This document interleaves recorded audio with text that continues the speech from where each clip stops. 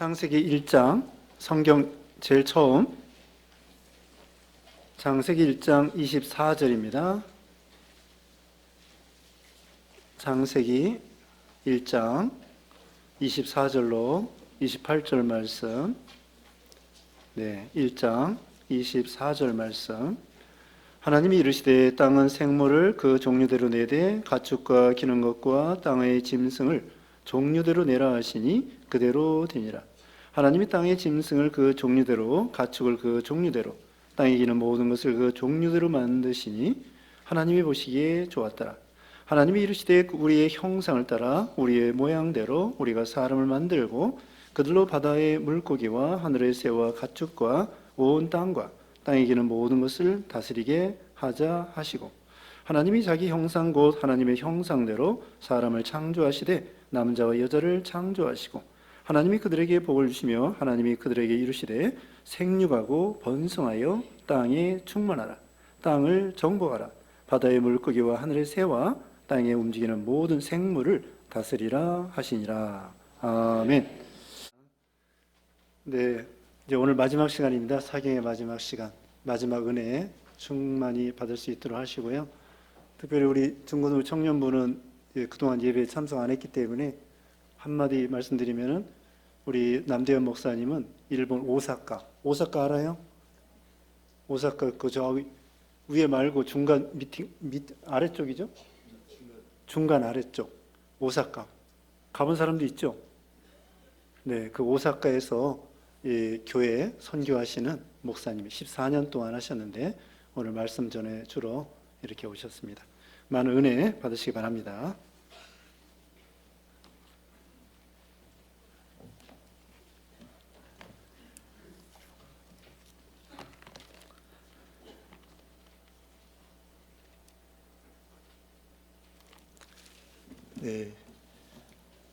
이제 식사들 하시고 조금은 졸리실 수 있는 시간이죠.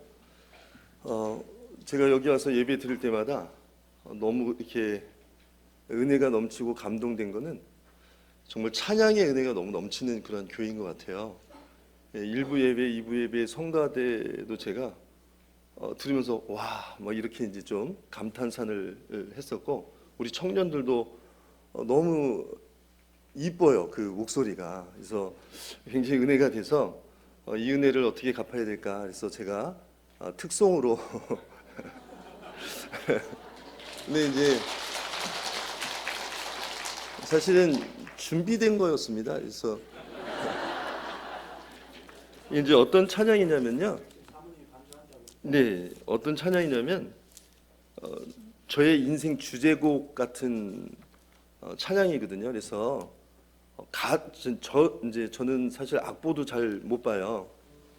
근데 이제 제가 이렇게 혼자 왔으면 특성을 안 하는데, 이제 피아노 반주자인 아내랑 같이 왔기 때문에 제가 용기를 내서 하는 거거든요. 제가 틀려도 굉장히 좀 잘 받쳐주기 때문에 제가 지금 할 수 있는 건데, 한 번은 주일 예배 때 제가 어느 정도로 의지를 하냐면 520장 찬송하겠습니다 이렇게 했는데 저희 아내가 잘못 듣고 510장을 친 거예요. 제가 악보를 모르잖아요. 520장 가사를 거기다 붙여서 1절을 끝까지 불렀는데 성도님들은 막 웃고 계시고, 그렇지만 의지되는 사람이 있기 때문에 찬양을 하는데, 무엇보다도 우리 저기 화면에 가사가 나올 거거든요. 어떤 가사인지 이렇게 좀 유심히 보시면 어떤 은혜가 있는지 좀 알 수 있을 것 같습니다. 찬양 드리겠습니다.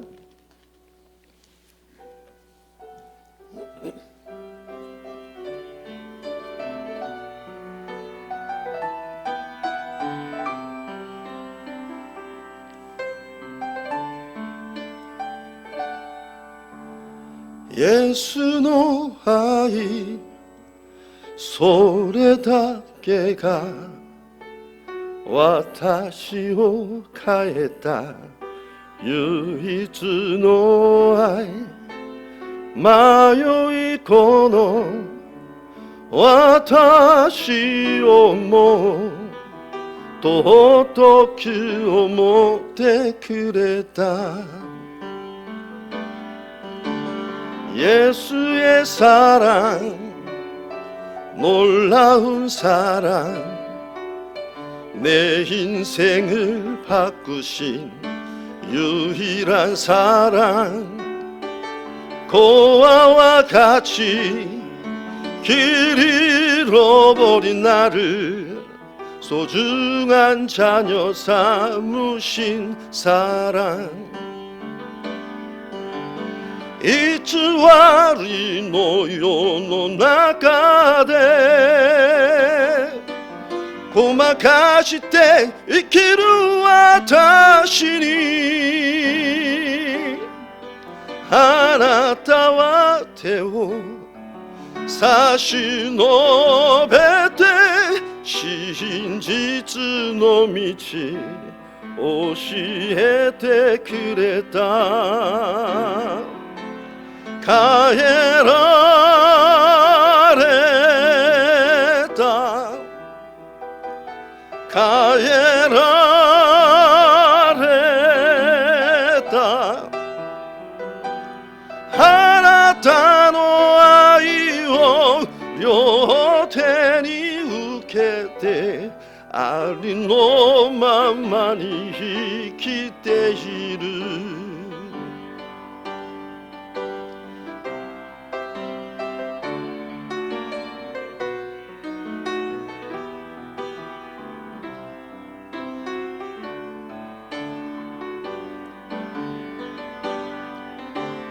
예수의 사랑, 놀라운 사랑, 내 인생을 바꾸신 유일한 사랑, 고아와 같이 길 잃어버린 나를 소중한 자녀 삼으신 사랑,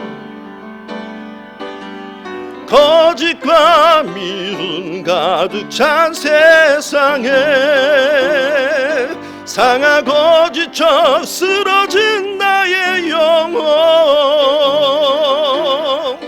강하신 두 팔로 일으켜 세워 참 진리의 길로 인도하여 주신 주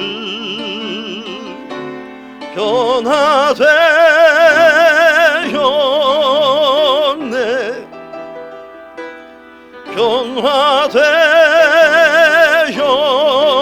변화되었네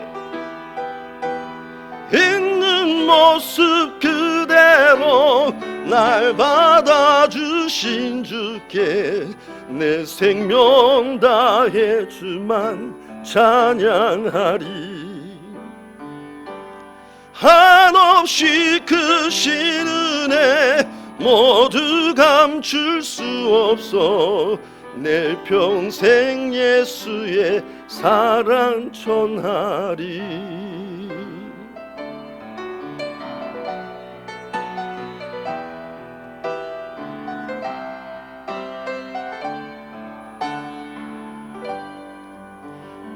아멘.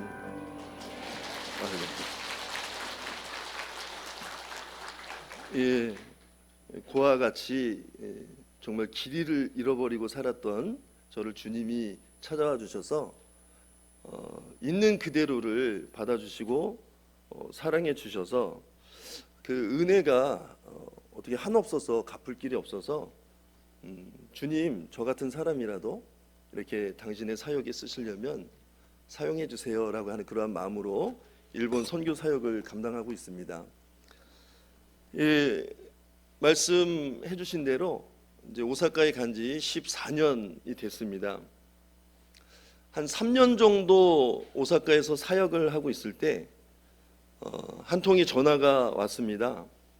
제가 송탄 북부교에서 4년간 부교육자로 있으면서 중고등부 담당을 했었는데 그 중에 한 명의 친구가 군대를 제대해서 전화를 준 거예요. 내용은 그렇습니다. 목사님 저 신학교에 들어가기로 했습니다. 그래서 너무 잘했다. 힘내고 내가 기도할게 라고 얘기를 했는데 그 이후의 얘기가 뭐냐면 저는 목사님 같은 목사님이 되고 싶은데요 라고 이렇게 얘기를 하는 거예요. 그래서 이 친구가 4년간 그래도 저하고 함께 신앙생활을 해서 의리 때문에 그런 건 아닌가? 라는 마음으로 물어보고 싶었습니다. 이 세상에는 정말 훌륭하고 너무나 사역을 잘하시고 정말 본받고 싶을 만한 그러한 목사님들이 굉장히 많은데 왜 나 같은 목회자가 되고 싶다고 얘기한 거야? 이렇게 얘기를 했더니 이 친구가 약간 당황을 하면서 뭐라고 얘기를 하냐면 그게 아니고요 목사님, 목사님처럼 좀 놀아볼 건 놀아보고 목사가 되고 싶다는 얘기예요 라고 얘기를 하는 거예요. 그 친구는 지금 저희 신대원을 나와서 목사 안수를 받고 동경으로 선교를 지금 갔습니다. 송탄 북부교회 목사님 둘째 아들인데요. 사도 바울이 그렇게 하잖아요. 사도행전을 보니까 예수님 믿기 전에 자신의 삶을 이야기를 했고요. 그리고 예수님을 어떻게 만났는지 이야기를 하고 그리고 어떤 사명을 가지고 지금 일을 하는지 그 내용들이 간증처럼 기록이 돼 있어요. 그래서 저도 예수님 믿기 전에 어떠한 삶을 살았는지 그리고 예수님을 어떻게 만났는지 그리고 지금 어떠한 은혜로 살아가고 있는지를 우리 학생들에게 간증을 많이 했거든요. 그런데 어려서부터 목회자의 자녀로 태어나서 제한된 좀 절제된 삶을 살다 보니까 제가 믿지 않았던 그때의 삶을 듣고 좀 부러웠던 모양입니다. 제가 조금 잘못 들었어요. 목사님처럼 그렇게 좀 자유분방하게 살아보고 목회자가 되고 싶었는데요 라고 하는 것을 목사님 같은 목사님이 되고 싶은데요 라고 이렇게 잘못 들은 거예요. 이처럼 제가 놀던 사람이었습니다. 그것도 29년 동안 놀던 사람인데 놀았다라고 하면 이상하게 여기실 수 있지만 복음서에 나오는 포도원 품꾼의 비유를 보면 그 포도원 주인이 나가서 일꾼을 찾으러 갔을 때요 서성거리는 사람들에게 너희들 거기서 왜 놀고 있느냐라고 이렇게 질문을 합니다. 즉 저는 그 말씀을 통해서 예수 그리스도의 우리의 삶의 주인 되신 예수님 울타리 밖에 있으면 그 인생은 영혼의 관점에서는 헛된 인생이다. 노는 인생밖에 되지 않는 거예요. 이번에 토요일 새벽에 박광욱 목사님 말씀 전해주셨을 때 색다르게 저야말로 29년 동안 그 군대막이 들려서 남들을 괴롭히고 자학했던 이러한 사람이었습니다. 예수님을 믿지 않는 인생은 아무리 돈 많이 벌고 권력을 쥐고 명예를 가지고 있다고 해도 영혼의 관점에서는 그 인생은 헛된 것밖에 되지 않기 때문에 노는 인생이다라고 이렇게 말씀을 할 수 있습니다. 어떻게 제가 이러한 목회자의 길을 가게 됐는가? 지금부터 간증을 좀 시작하면 29살 때 동경으로 유학을 가게 됩니다.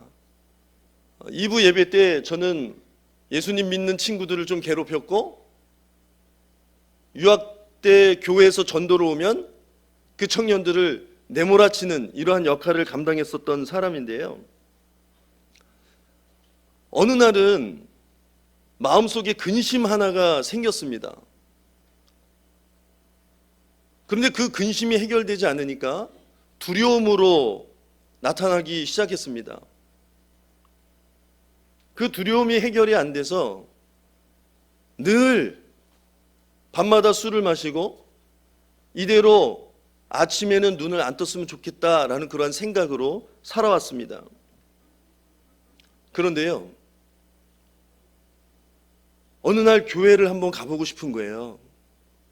제가 예수님 믿는 친구들은 거부를 했지만 교회를 싫어했던 건 아닙니다. 그래서 마음에 다스려지지 않는 어떤 분이 일어나면 큰 교회를 찾아가요. 목사님 눈에 뜨이지 않는 그러한 교회를 찾아가죠. 그래서 맨 뒤에 앉아서 오늘 같은 이런 찬양을 들으면 마음이 이상하게 가라앉는 거예요. 그러한 경험이 있었기 때문에 교회를 막 가고 싶었어요. 그래서 교회를 찾아다니는데 교회가 눈에 띄지 않았습니다. 우리 가락 동부교회는 여기 나가면 바로 옆에 교회들이 수두룩하게 많더라고요. 전혀 기독교에 대해서 그런 정보나 상황들을 모르는 저에게는 일본 이 나라 이상하다. 한참을 찾고 있는데 우리 유학교에 같이 공부를 했던 학생 2명이 제가 교회를 찾는다는 소식을 알고 그랬는지 모르겠지만 교회를 한번 가보지 않겠냐고 이렇게 권유를 해줬습니다. 그래서 제가 첫 번째로 너희 교회 크냐? 물어봤더니 크다는 겁니다. 그러면 가자. 그래서 처음으로 교회를 가게 됐어요. 문을 딱 열고 들어가는 순간에 속았다라는 그 느낌을 지울 수가 없습니다. 목사님이 너무나 선명하게 눈앞에 보인 거예요. 그래서 이 교회 다니는 애들은 어떻게든 한 명을 교회로 이끌기 위해서 이렇게 거짓말도 하는구나. 너무나 화가 나서 맨 뒤에서 제 몸을 가리고 숨기고 있었는데 또 목사님이 그 뒤에 청년 일어나세요 라고 하면서 그 몸을 가린다고 가리워지겠습니까? 라는 이런 농담까지도 하시는 거예요. 화가 났지만 그래도 온 김에 밥이라도 먹고 가야 되겠다 싶어서 밥을 먹는데 너무나 맛있는 거예요. 그런데 그 반찬이 좋고 밥맛이 좋아서가 아니고요. 혼자서 그런 고민들을 가지고 해결을 못하다가 그렇게 줄창 술 혼자 마시고 죽고 싶다라는 마음을 갖고 갔는데 거기엔 유학생들도 많고 유학의 선배들도 많았던 거예요.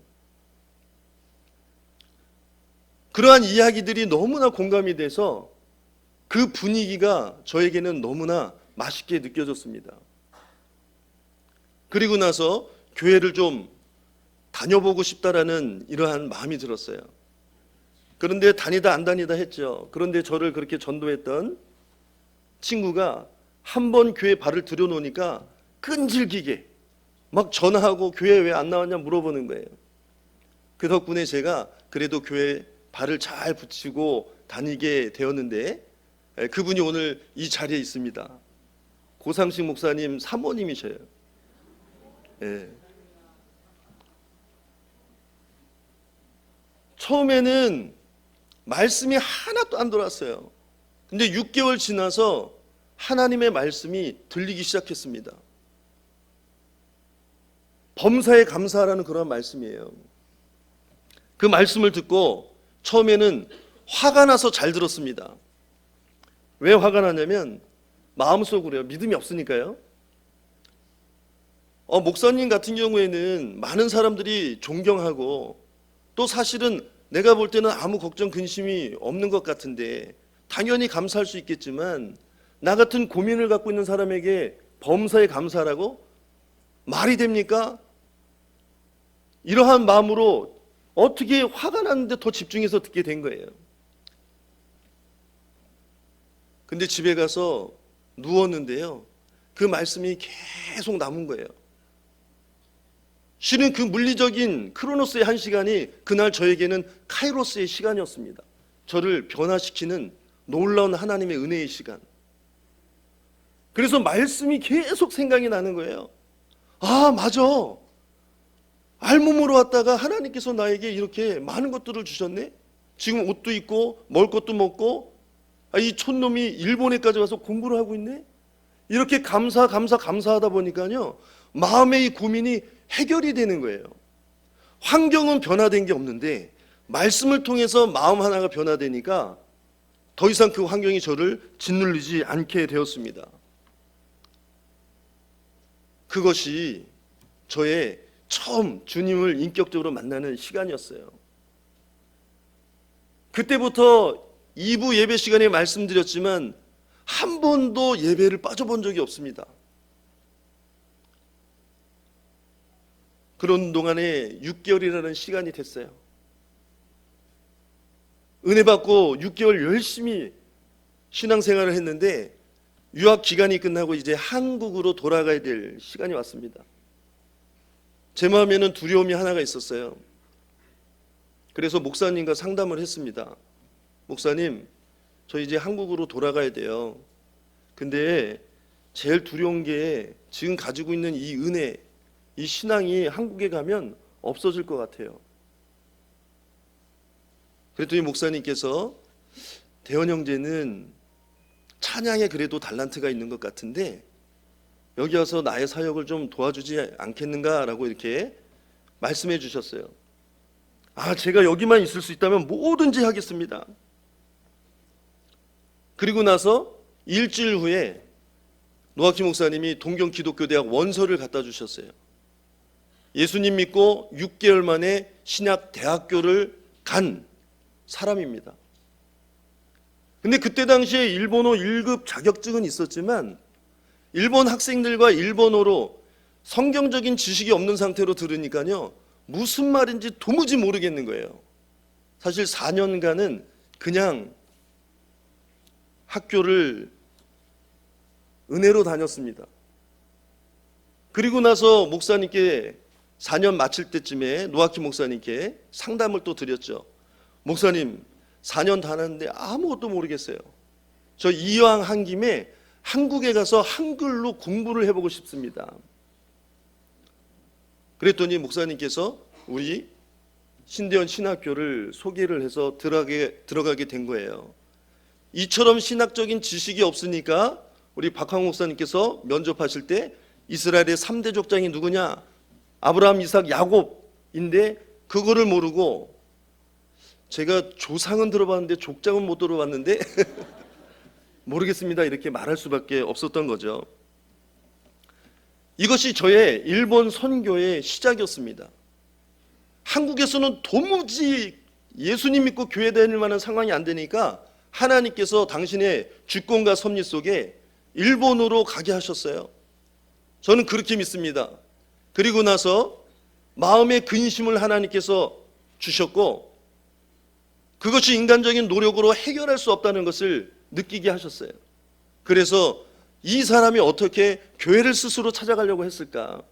이 모든 것이 하나님의 은혜인 거죠. 그래서 저는 그러한 일본의 빚진 마음으로 지금 일본 선교 사역을 하게 된 것입니다. 아직도 시행착오를 많이 겪고요.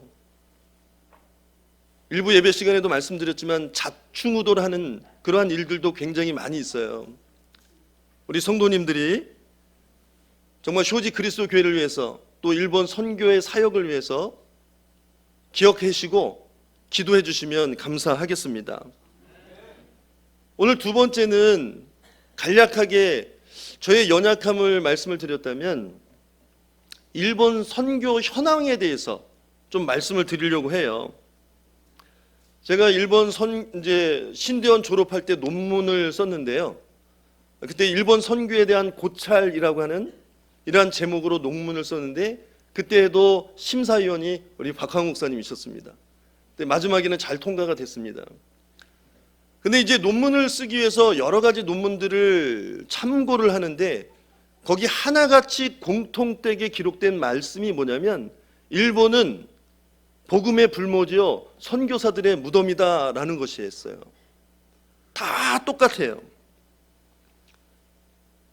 실제 조사해 본 결과 총 인구의 1%가 기독교인들이고 거기서도 0.4%가 개신교 신자입니다. 굉장히 소수이죠. 교회를 찾아보기가 어렵습니다. 그런 이유들에 대해서 좀 설명을 드리려고 합니다. 첫 번째는 범신론적 종교관 때문에 그렇습니다. 목사님도 장로님도 기도해 주시면서 이 일본이 우상의 나라이다라고 이렇게 말씀을 하시는데요. 정말 그렇습니다. 일본어 표현으로는 야오요로즈라고 해서 800만 신이 있다라고 이렇게 얘기를 하는데 그것도 개수로 800만 개가 있는 것이 아니고 관념적인 숫자로 모든 것이 신이 된다라는 그런 뜻을 가지고 있는 것입니다. 이것이 일본 사람들의 보편적인 종교관이라는 거예요. 다신교, 범신론적인 종교관. 그러니까 이런 이야기가 있어요. 제가 이제 들었는데 어떤 산행을 즐기는 부부가 있었다고 합니다. 근데 이제 막 산을 타고 올라가는데 남편이 그 주체할 수 없는 생리 현상이 일어나서 화장실도 없고, 그래서 큰 나무 옆에 바지를 내리고 변을 보기로 했습니다. 부인은 망을 봤죠. 그리고 볼일을 봤는데 뭐 삽도 없고 파묻을 수도 없고, 그래서 돌을 몇 개 주섬주섬 주워와서 그래도 지저분하니까 그것을 가리우려고 거기다 놨다고 합니다. 정기적으로 산행을 하는 사람들이기 때문에 그 다음 주에 다시 그곳을 찾았는데 신기한 일이 벌어진 거죠. 산행을 오르락 내리락 하는 사람들이 거기다가 돌을 놓고 합장을 하는 겁니다. 예. 고급 말로 변신이죠. 예. 실제 이것이 있을 수 있는 나라입니다. 실제로 저는 그런 이야기도 들었습니다. 어떤 아이가 학교를 가다가 교통사고 났는데 란도세르라고 등에 매는 그 가방이 있잖아요. 그거로 인해서 생명이 살아났을 때 그 란도세르를 집안의 신주단지에다 올려놓고 섬기는 이러한 일들도 있다는 것이죠.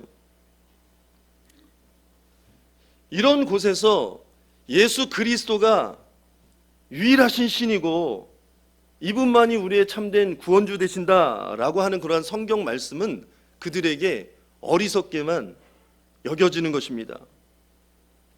그래서 고린도전서 1장 18절에는 십자가의 도가 멸망하는 자에게는 어리석은 것이나 구원을 얻는 우리에게는 하나님의 능력이 됨이라. 정말 이 말씀 그대로인 거죠. 우리 기성세대 분들은 예전에 일본에서 도쿄의 지하철에 살인가스가 발생이 돼서 많은 사람들이 피해를 입었는데 그 오음진리교 사건을 아실 겁니다. 그런 사건이 한번 일어나면 이 기독교도 하나의 신흥종교로 알고 굉장히 경계하죠. 그리고 아베 총리의 저격 사건, 이 통일교로 인해서 큰 문제가 있었는데 일본 분들은 그것이 진짜 진리인지 이단인지 이런 것들을 잘 구별을 못하고 하나인 줄 알고 그때부터 너무나 경계를 한다는 거죠. 그래서 어머니가 저희 교회에 나오는 그 딸이 전화를 해가지고 한 번은 우리 어머니 헌금하는 거 그거 제대로 하는 거 맞냐고, 너무 많이 하는 거 아니냐고 이러면서 뭐라고 이렇게 따지시는 이런 분들도 계셨어요. 이 통일교 사건을 통해서. 이런 일본이기 때문에 사실은 복음을 전하는 것이 결코 쉽지 않는 이러한 현실이라는 것입니다. 그리고 두 번째가 일본 문화는 집단주의 문화가 굉장히 강해요. 그러니까 다른 사람과 조금 튀면 좀 왕따를 당할 수 있는 그런 문화입니다. 그래서 이런 얘기가 있죠. 튀어나온 못이 맞는다. 이런 문화이기 때문에 크리스찬 아이들이 학교에 가서 그 다른 학생들과 조금 색다른 모습을 가지고 있으면 사실은 이지매를 당할 때가 많이 있습니다. 근데 중요한 건 이제 학교에 가잖아요, 아이들이. 그럼 조례를 한단 말이에요. 근데 일장기가 있고 기미가요를 부르죠. 근데 이것이 다 천황을 상징하는 거거든요. 기미가 요라고 해서 당신이 이 세계입니다라는 그런 뜻을 가지고 있어요. 그러니까 크리스찬 집안의 아이들은 절대 조례할 때 일장기에 고개를 숙이지 말고 그 일본 국가를 불러서는 안 된다라고 얘기를 해줘요. 일본 아이들과 다르죠. 너희들 왜 그거 안 해? 이런 것 때문에 사실은 실제 자신의 신앙을 숨기고 있는 아이들이 굉장히 많이 있습니다. 한 번은 제가 우리 청년이 병원에 입원해서 문병을 갔어요. 들어갔는데 친구 2명이 이렇게 있었습니다. 근데 친구들이 누구야? 막 물어보니까 우리 청년이 일본말로 먼저 해드릴게요. 도 신세키, 먼 친척이야 이러는 거예요. 제가 목사라는 걸 부인당해서 지금 마음이 좀 힘든 건지 아니면 주님이 부인당해서 힘든 건지 제가 구분을 못할 정도로, 그래서 나는 신새끼가 아니고 친척이 아니고 얘 다니는 교회 담임 목사다 이렇게 얘기했더니 그 친구들이 너 크리스찬이었어? 약간 화가 나서 집에 돌아왔는데요, 생각하면서 내가 그때 그냥 친척이라고 해줄 걸, 이런 마음을 좀 가졌습니다. 이런 아이들이 이런 문화 속에서 있기 때문에 자기 신앙을 감췄는데, 이처럼 집단주의 문화이기 때문에 자신의 신앙을 드러내지 못하고 그로 인해서 전도할 수 있는 이러한 용기들을 많이 잃고 살아가는 것이 현실입니다. 또 하나는 기독교 인구가 적은 이유는 핍박 때문에 그렇습니다. 지금은 핍박이 사실은 없어요. 근데 너무나 극심한 그 핍박으로 인해서 이 기독교를 다 포기했다라는 거죠. 예전에 사실은 기독교가 한국보다 200년 먼저 일본에 들어왔죠. 그래서 선교사들이 많은 포교 활동을 해서 굉장히 큰 부흥을 일구었습니다. 그런데 도요토미 히데요시 때요, 임진왜란을 일으키잖아요. 아마 그런 영화를 보시면, 이순신 영화나 보시면 거기에 장수 한 명 있어요. 소소행장이라고, 고니시 유키나가라고 하는 장수가 있는데 그 장수의 부대의 깃발을 보면 십자가가 그려져 있습니다. 그 소소행정이 크리스찬이에요. 그리고 옆에 신부가 같이 들어옵니다.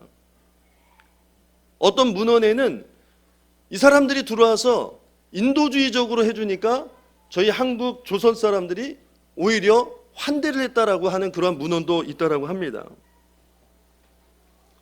그리고 다카야마 우공이라고 하는 사람은 영주거든요. 한 마을에 철저하게 예수님처럼 이 마을의 사람들을 섬기는 이러한 삶을 통해서 마을 전체가 예수님을 믿는 이러한 놀라운 일들도 있었습니다.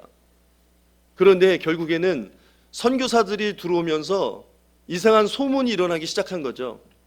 먼저 선교사를 보내고 그로 인해서 이 일본을 완벽하게 점령을 하려고 한다는 이러한 이상한 소문이 나서 그때부터 도요토미 히데요시가 이 선교사들을 추방을 하고 그 이후에 후계자가 도쿠가와 이에야스가 아주 선멸 작전을 피게 된 거예요. 그래서 잠시 이제 화면을 좀 보여드릴 건데 어떤 것들을 통해서 핍박을 가했는지 잠시 좀 보여드리도록 하겠습니다. 우리 화면을 잘 보이실지 모르겠지만 이게 후미에라고 합니다. 후무라고 하는 것이 밝다고 애가 그림인데 예수님의 동상을 만들어 놓고 저기를 밟으면 살려주고 밟지 않으면 크리스찬 색출 작전이거든요. 그래서 사형을 시키는 이러한 제도를 가지고 크리스찬들을 색출했습니다. 우리 다음 보여드릴게요. 그리고 이제 나가사키에 가보신 분이 있지만 있을 수 있는데요, 26 성인의 기념비가 있습니다. 그런데 나가사키에 그 기념비가 있는데 출발지는 교토에 있습니다. 먼저는 24명이 붙들려서 미세시메라고 해서 본복이라는 뜻을 가지고 있는데 귀를 자르고요, 추운 겨울에 24명을 묶어놓고 교토 한 바퀴를 돌리게 합니다. 그리고 너희들 예수님 믿으면 이렇게 될 거야.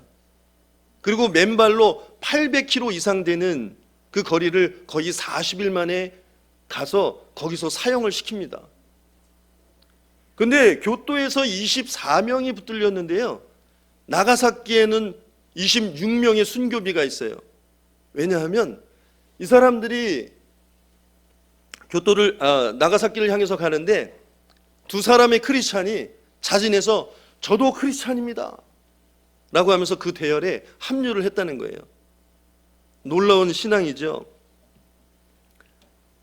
그리고 그 다음 여기 이제 나가사키에 있는 26인 성인 기념관이고요. 또 다음 한번 보여주세요.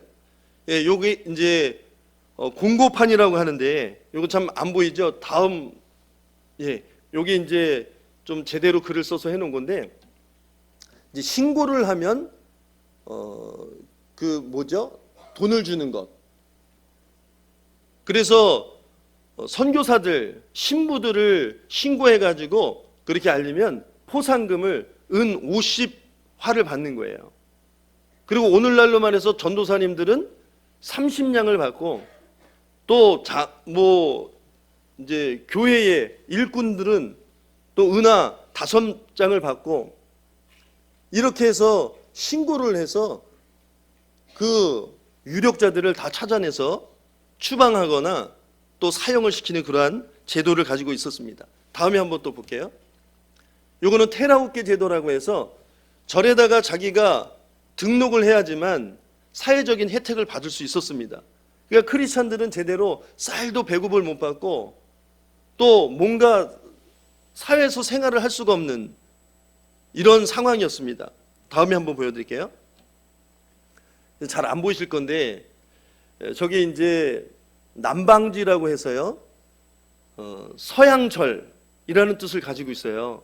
최초로 교회가 세워졌던 자리인데 그 도요토미 히데요시가 큐슈 정보를 끝내고 와서 이 선교사들을 다 추방하고요, 그 최초의 교회 자리를 다 없애버렸습니다. 그리고 지금은 저 편말 하나만 남아 있어요. 근데 그 편말에 뭐라고 써 있냐면 그때 큐슈 정보를 끝내고 기독교를 말살하고 나서 더 이상 부흥은 없었다라고 이렇게 기록이 되어 있습니다. 저거를 단기 선교팀들이 올 때마다 저기에 가서 보게 하고 또 일본을 위해서 기도를 할 수 있도록 그렇게 좀 안내를 해드리는데요.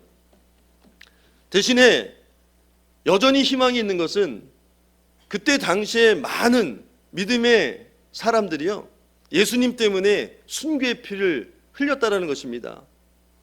그래서 우리 성도님들이 일본을 여러 정치적으로 또 군사적으로도 대립하는 그러한 상황일 수도 있지만 영적으로 보면 영적 사마리아 땅이라고 저는 그렇게 믿습니다. 비슷한 아시아계의 사람이지만 정말 서로 용서할 수 없는 그러한 관계, 그렇지만 사랑으로 그들을 품어줘야 될 이러한 나라. 그래서 이 나라를 위해서 기도해 주시고 또 함께 선교 사역을 감당해 주시면 감사하겠습니다. 그리고 세 번째는 선교하기가 좀 힘든 거는요, 이 나라가 경제적으로 대국이라는 거예요. 너무나 선진국이라는 거예요. 그래서 예전에 화폐 가치가 너무나 높을 때는 일본에 선교를 해도 열매는 없고 흔히 말하는 가성비가 너무나 나쁜 거예요. 그 돈으로 동남아시아나 저런 데 남미 쪽에 보내면 적은 금액으로 또 빵 사역을 하면 많은 사람들이 막 모이잖아요. 아프리카 이런 데. 거긴 눈에 보이는 열매가 막 있거든요. 근데 일본이라는 나라가 경제적으로 대국이지 아시아에서는 굉장히 우월감을 갖지, 우리 한국인 선교사들이 들어가면은요 사실은 좀 우습게 여기는 경우들이 많이 있어요. 물론 지금은 일본 목사님들도 이 일본의 복음은 한국으로부터라고 하는 이러한 편말을 세우고 우리 한국 선교사님들이 좀 왔으면 하는 이런 바람을 가지고 기도를 하고 협조 요청을 많이 하고 있습니다. 이러한 상황들 때문에 사실은 일본의 선교가 어렵다라고 하는 말들을 많이 하는 거예요.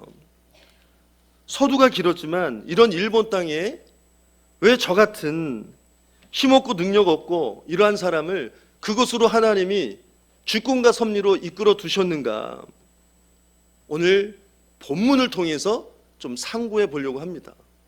그리고 저뿐만 아니고 우리 성도님들을 이 교회와 삶의 터전 속에 왜 하나님께서 당신의 섭리 가운데 그곳에 두셨는가, 그것을 우리가 생각해 보면 좋을 것 같습니다. 먼저 오늘 본문을 보시면 26절, 27절에 보면은요, 우리 24절까지는 사실 이거 다 아시죠? 천지창조 아시잖아요. 그런데 새나 짐승이나 이 모든 것들을 다 만들 때 보시기에 좋았더라 했어요. 그런데 인간을 창조할 때 하시고 나서 보시기 심히 좋았더라, 이런 말씀을 우리가 잘 알고 있죠. 근데 27절에도 보면 창조라는 단어가 3번이 기록되어 있는데 한글 성경에는 2번이에요. 근데 일본어 성경 보니까 3개더라고요. 그래서 원어 주석책을 보니까 3번이 기록됐어요. 저는 성경에서 반복되는 단어가 나오면 강조한다는 뜻으로 알고 있습니다. 그만큼 인간이 하나님의 형상대로 창조된 건 이거는 하나님이 굉장히 지금 강조하고 계시다. 너무나 중요한 일이다라는 것입니다. 그리고 26절, 27절에도 형상이라는 단어가 나오는데요. 이 형상도 3번이 기록이 되어 있습니다. 하나님의 형상대로 인간이 창조된 것은 그만큼 너무나 중요하다라는 것을 말씀하는 거예요. 우리 성도님들, 내가 하나님의 형상대로 창조된 너무나 존귀한 자라는 사실을 믿고 계십니까? 이건 너무나 중요한 거예요. 이거를 잊고 사니까 사람들과 비교하면서 내가 조금만 열등하면 그것 때문에 힘들어하는 거죠. 절대 그럴 필요가 없습니다. 우리 성도님들 한 분 한 분이 예를 들어서 난 놓고 기억자를 모를지라도 하나님께서 너무나 사랑하셔서 당신의 형상대로 창조하셔서 그래서 예수님 피값으로 우리를 사신 거예요. 너무나 존귀한 자다. 그런데 그렇게 존귀한 자로 만드신 이유가 뭘까라는 거죠. 이 창조의 의미가. 26절을 다시 보시면 모든 것들을 다 창조하시고 뭐라고 말씀을 하시냐면요, 모든 것을 다스리게 하자 하시고 라고 이렇게 말씀을 합니다. 원래는 하나님께서 다 창조하시고 하나님께서 다스려야 되는 건데 인간을 창조하셨어요. 당신의 형상대로. 그리고 우리 대신 다스리게 하자. 우리는 그냥 이 땅에 우연으로 태어난 것이 아니고 하나님의 형상대로 창조돼서 이 땅에 하나님의 일을 대신할 사람으로 보내졌음을 믿으시길 바랍니다. 그게 얼마나 존귀해요. 왜 나 같은 사람을 하나님의 일을 대신시킨다고? 성경에 청직이라고 하는 단어 있잖아요. 이 아브라함의 청직이 이름이 생각이 안 나요. 엘리멜렉인가요? 엘리에셀인가요? 네? 갑자기 생각이 안 나요. 예, 엘리에셀 맞죠? 엘리에셀. 모든 거를 다 맡겼어요. 심지어는 아들 이삭 아내를 찾는 것도 청직인 엘리에셀에게 다 맡긴 거예요. 얼마나 대단해요. 그리고 이 고대 시대에는 청직이라고 하면 왕궁에서는요, 그 나라의 일을 서로 상담하고 나누는 그러한 역할을 한대요. 자, 그러고 보면 하나님께서 당신의 일을 우리에게 맡기시려고, 그리고 당신의 나라를 확장시키려고 우리와 함께 상의하고 협력하는 자로 우리를 이 땅 가운데 창조하시고 보내주신 줄 믿으시길 바랍니다. 이게 굉장히 중요하다는 거죠. 근데 1장에서뿐만 아니고 우리 2장에서도 한번 좀 찾아보려고 합니다. 8절을 한번 보실게요. 혹시 나올까요? 2장 8절, 창세기 2장 8절. 제가 읽겠습니다. 여호와 하나님이 동방의 에덴의 동산을 창설하시고 그 지으신 사람을 거기 두시고 라고 이렇게 말씀을 합니다. 또 15절도 한번 볼게요. 여호와 하나님이 그 사람을 이끌어 에덴 동산에 두사 그것을 다스리며 지키게 하시고. 에덴이 굉장히 아름다운 곳이잖아요. 근데 하나님께서 지금 말씀을 보니까 에덴을 창설하시고 우리 사람을 거기에 이끌어 두시고 다스리게 하셨다라고 말씀을 합니다. 여기서 다스린다라고 하는 것은 뭐 위에서 군림해서 뭐 이렇게 좌지우지하고 이런 것이 아니고 그 에덴 동산을 잘 경작하고 지켜서 아름답게 만들어라라고 하는 그러한 뜻이에요. 이거를 보니까 하나님께서 나를 일본에 보내신 이유가, 거기에 이끌어 두신 이유가 그곳을 하나님의 뜻대로 아름답게 만들어야 될 그 하나님의 일을 대신시키려고 나를 보냈구나 라고 그렇게 받아들이게 되더라고요. 즉 우리 성도님들도 지금의 가정, 또 내가 처해 있는 학교, 일터 그냥 간 것이 아니고 하나님께서 이끌어 두시고 거기를 에덴처럼 경작시키려고 그곳에 보내셨음을 믿으시기를 바랍니다. 에덴처럼 아름답게 만들려고 하시는 거예요. 저는 선교라는 것이 그렇습니다. 저의 개념, 정의를 내린 건데, 내가 주어진 것에 하나님의 자녀로서 합당한 모습으로 살아가면 그것이 선교다라고 이렇게 정의를 내렸어요. 즉 가정과 학교나 삶의 터전에서, 교회에서 정말 하나님께서 기뻐하시는 거룩한 산제물로 드리는, 하나님 앞에 합당한 모습으로 살아드리는 이러한 자가 그 장소를 아름답게 경작하고 지키며 다스리는 자고, 그로 인해서 하나님의 사랑과 복음의 은혜가 우리를 통해서 그곳에 전해질 줄 꼭 믿으시기를 바랍니다. 최근 리더십에 대해서 강의를 들었어요. 강의 내용 중에 온도계 같은 사람이 있고 온도 조절계 같은 사람이 있다는 거예요. 온도계 같은 사람은 주변 환경에 막 변하는 겁니다. 즉 날씨에 따라서 온도계가 변하잖아요. 이런 사람들은 누군가가 격통케 하면 거기에 따라서 막 분노를 하고 하나님의 뜻대로 제대로 살 수가 없죠. 근데 온도 조절계 같은 사람은 여기가 지금 더워요, 아니면 추워요, 그러면 온도를 딱 조정해주면 거기가 그 온도대로 올라가잖아요.